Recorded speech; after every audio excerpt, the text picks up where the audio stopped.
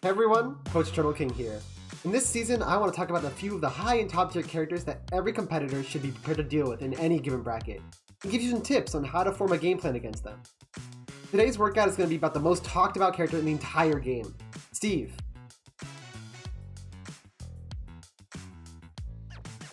Steve is a monster to deal with, and if you encounter a good Steve in your bracket path without having a decent game plan going in, you're gonna lose.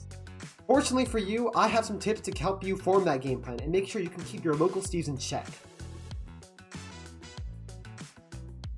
To not get steamrolled by Steve, you should have an idea of which of your moves are best at safely removing blocks, which moves you can use to threaten minecart with, and the best offensive options you have to avoid getting trapped by up tilts or aerials. You're required to know exactly which of your tools is best at managing these three aspects of the game. So hop into training mode and spend about 5 minutes finding a move that you think best fits into each category. First, I'll tell you how to play neutral against Steve, which mainly involves dealing with blocks and all the mix-ups surrounding them.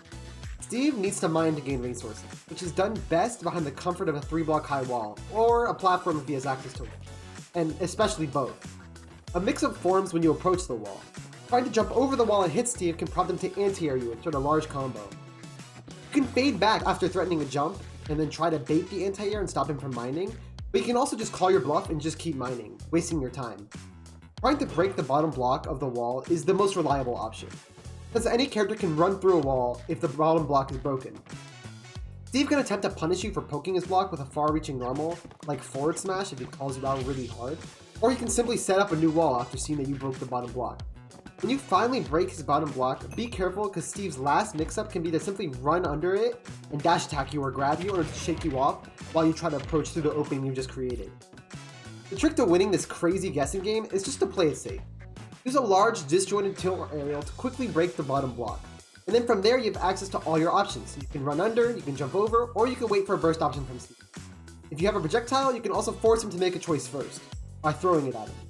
Your safest option is to wait, and Steve's safest option is to back up and build another wall, if he fears your burst rate. Walk forward to reset the situation, and hopefully at some point you'll be able to make a correct guess. What happens if you corner Steve or manage to hit him away? Then you'll have to be ready for his next option, minecart. Successfully winning neutral against Steve requires a lot of patience, and even some correct reads, so making sure that you can maintain an advantage is equally important. However, sometimes this can prove to be even more difficult when you have to deal with minecart. Minecart is an extremely dangerous tool that all Steves heavily rely on in order to escape the corner and potentially reversal you into their advantage state. Anytime Steve's back is to the wall, always expect him to jump into the air and minecart right at you. What makes it so frustrating to deal with is that he can jump out at any time, and connecting with you can lead to combo starters, and once he's outside the cart, it can even grab you. Steve also has knockback armor while in the cart, whereas the cart itself has 8.4 HP of health to absorb hits. Here's some tips to dealing with all aspects of the cart still. The main thing players do is try to swing a large disjointed aerial above the minecart to catch Steve as he tries to jump out or if he stays inside. As for the command grab, it's only able to grab grounded opponents. When shielding the minecart, buffer a roll or spot dodge, since many Steves will jump out on contact with your shield, which will grab you if you try to remain in place. Positioning properly is the best way to beat minecart, since if you're at a diagonal angle above him, you can come down on top of him with your aerial of choice, which will avoid dealing with the cart's hitbox and just hit Steve straight away.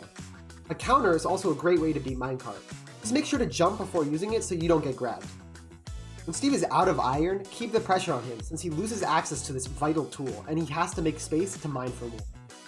Lastly, I'll touch a bit on how to play around Steve's final ace in the hole, his diamond weapons. When he has diamonds, you gotta be constantly watching out for back airs and even forward smash. His aerials are actually not particularly safe though, so if he hits your shield with a high up back air and it's not properly spaced as he might be throwing it out often, you can punish him for it.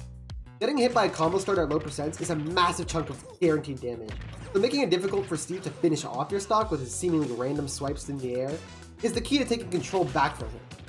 If he keeps using Anvil and Minecart, he'll eventually run low on iron, and on some stages he's forced to use his pickaxe to mine for more, wearing down the durability of his diamond weapons. Play safe out of shield, look for opportunities to punish him for overcommitting, and keep in mind when up throw, Steve's up throw, is going to start to kill, because then you'll have to be a lot more careful when shield. Alright, so what's the best way to beat Steve? It's to play against him. To guarantee Steve practice, you can set a CPU to play as Steve, from acquaintance with his moves, but I would personally recommend you find a real Steve player to practice against. You can also play as Steve to learn the strengths and weaknesses of his moves, and see how other players play around with him. Play at least 5 games as or against Steve to complete this challenge. Honestly, I can make several videos about Steve alone. There's so many intricacies to his gameplay and setups that are important to look out for, but everyone has to start somewhere. I try not to touch on some of the basic stuff like how his material bar UI works, or how he mines differently on different stages, but if there's demand for it, I'll make another video and cover some more detailed things about the character, and maybe some more insider tips.